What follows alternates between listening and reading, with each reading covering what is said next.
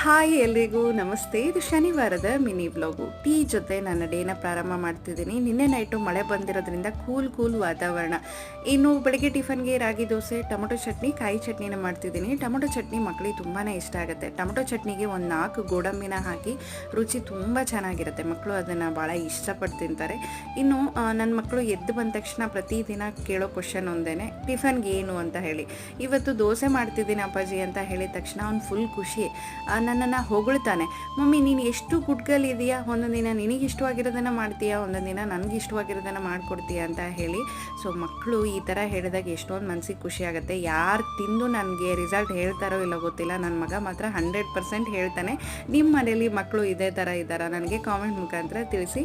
ಇನ್ನು ರಾಗಿ ದೋಸೆಗೆ ನಾನು 1.5 ಕಪ್ಪಷ್ಟು ರಾಗಿ, 1 ಕಪ್ಪಷ್ಟು ಉದ್ದಿನಬೇಳೆ, 1 ಸ್ಪೂನಷ್ಟು ಮೆಂತೆಕಾಳನ್ನು ನೆನೆಸಿ ಮಾಡಿರುವಂಥ ದೋಸೆ. ಮಕ್ಕಳಿಗೆ ಈ ಥರ ಕೊಟ್ಟರೆ ಹೈಪರ್ ಆಗಿ ಆ್ಯಕ್ಟಿವ್ ಇರ್ತಾರೆ.